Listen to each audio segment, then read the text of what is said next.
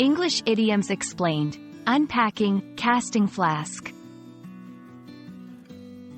Hello, everyone. Welcome back to our channel where we make learning English fun and easy.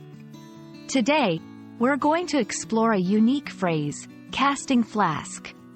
This term might sound a bit technical, but don't worry, we'll break it down together. So, let's get started. First, let's dissect casting flask. This term comes from a specific field, metalworking.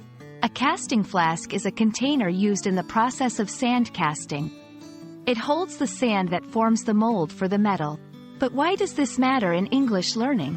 Well, understanding such specific phrases can enrich your vocabulary, especially if you're interested in technical or engineering English.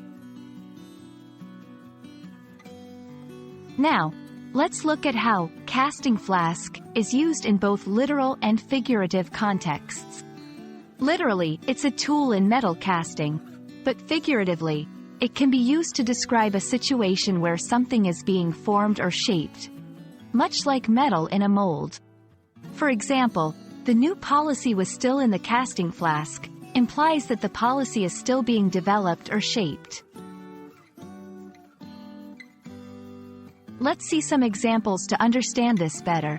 1. The engineer checked the casting flask to ensure it was ready for the molten metal.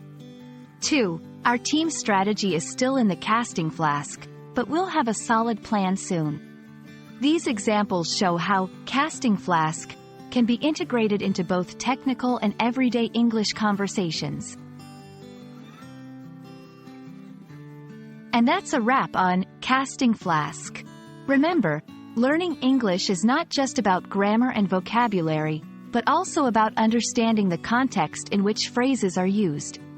We hope this video helps you in your English learning journey. Don't forget to like, share, and subscribe for more fun English lessons. Happy learning!